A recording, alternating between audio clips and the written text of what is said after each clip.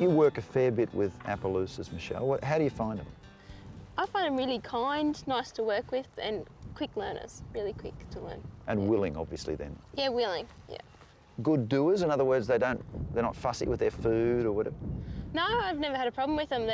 As I say, they're kind of a family horse because they're easy with their feed, as you say, and quick to learn, good for the kids.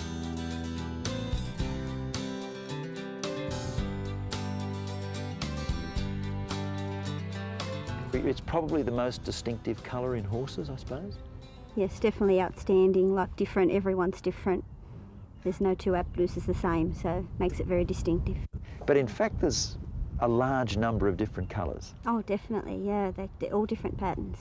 You know, your leopard, blankets, all different sorts. Now, the leopard looks like a big Dalmatian dog. Yeah. The blanket has the white bum with the spots. Yes. But they can have the white bum with no spots. That's a snow-cap blanket. That's right. They're very good for breeding on colour.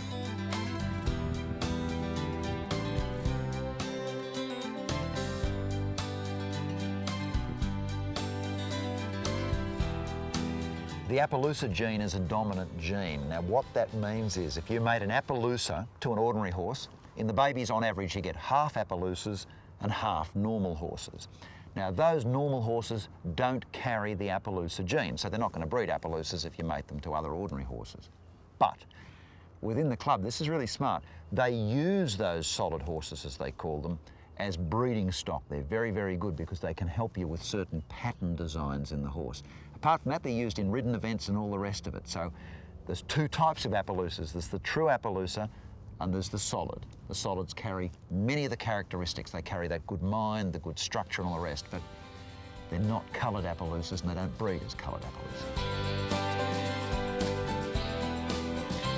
Today we have them doing Western Pleasure, which is a Western event. They dressed in their Western gear as the cowboys would have been back in those years ago.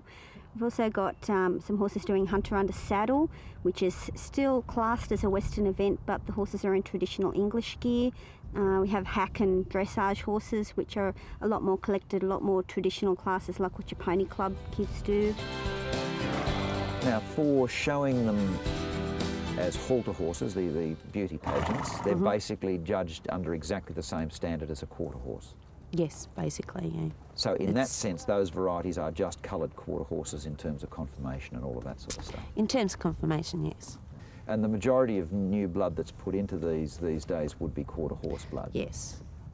These horses have many uses.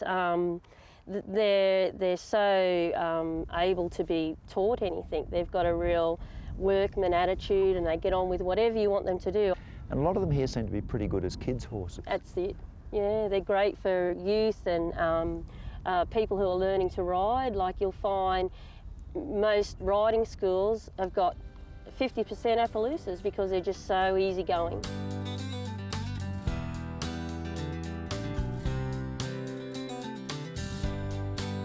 Appaloosas do suffer from a number of inherited disorders. One of these is night blindness, which means they have trouble seeing in dim or dark light. Another is the disease known as HYPP, whereby they suffer from sudden attacks of elevated potassium levels, causing them to collapse on occasions. Fortunately, these diseases are pretty rare. The commonest problem we see in Australia is related to skin cancer because Appaloosas have a lot of pink skin, particularly around their eyes and around their lips. The best thing to do is to monitor your horse carefully and at the first sign of any problems, get them treated, and they can be treated very successfully. I suppose one of the things that often horse people don't allow horses enough time to just be horses. Yeah, and I like my horses to just be horses because I think they all have personalities. Yeah, get them out, let them relax, run around, do a few things and get out in the bush or whatever it might be. Be natural, and it's also good for us.